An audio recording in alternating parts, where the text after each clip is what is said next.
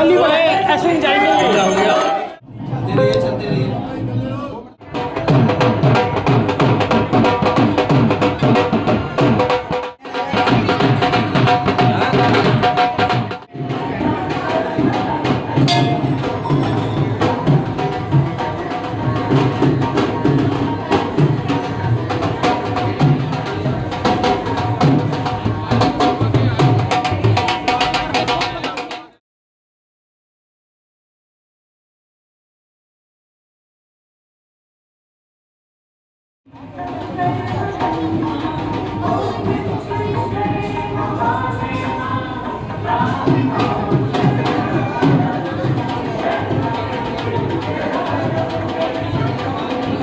शास्त्रों में कहा गया है कि अकामो व सकामो प्रविष्ट स्थाणु मंदिरम, जो कामना से या निष्काम भाव से यहाँ प्रविष्ट होता है उसकी भगवान स्थाणु संपूर्ण रूपों से उसकी इच्छाओं को पूर्ण करते हैं। ये जहाँ तक 52 पुराण, ऋग्वेद आदि, वेद आदि तथा विभिन्न तंत्र शास्त्रों में भगवान स्थानों का वर्णन है। ये जो स्थान है ये वो स्थान है जो यहाँ पर नित्य प्रति भगवान का आराधन करते हैं। उनको किसी भी कार्य की, किसी भी वस्तु की, किसी भी याचना की आवश्यकता नहीं रहती है। भगवान स्वयं उसके संपूर्ण कार्यों को सिद्ध करते हैं। हम जहाँ तक मनुष्यों का, हम एक सामाजिक प्राणी हैं, जीवन हमारा एक सामाजिक है, तो हमको अगर सभी कार्यों की आवश्यकता होती है, धन की भी, अर्थ की भी, काम की भी, मोक्ष की भी, तो अगर वो सारी कामनाएं आप पूर्ति करना चाहते हैं तो भगवान स्थाणु उस पर सर्वसमर्थ हैं। उनकी जो शरण में आ जाता है वो उसको उसकी अभिलाषा को पूर्ण करते हैं।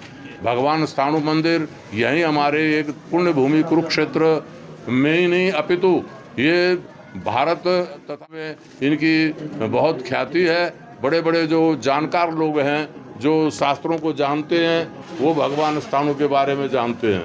तो भगवान स्थाणु जो कि इस नगर के अधिष्ठात्री देवता हैं और स्वयं भगवान के लिंग स्वरूप हैं, शिव के लिंग स्वरूप हैं ये। क्योंकि यहाँ पूर्व काल में किसी ब्राह्मण के द्वारा श्रापित होने के कारण उनका अंग विशेष कट के गिर गया था और वो गिरने से भगवान शिव क्रोधित हो गए, पूरी धरती हिलने लग गई। तब सभी देवताओं ने, ऋषियों ने, ब्राह्मणों ने, भक्तों ने इकट्ठे होकर के भगवान महाविष्णु से प्रार्थना की कि महाराज ये क्या हो रहा है, ये हलचल कैसी है, ये बिना मौसम के भूकंप आदि ये जो आ रहे हैं, ये क्या मतलब है।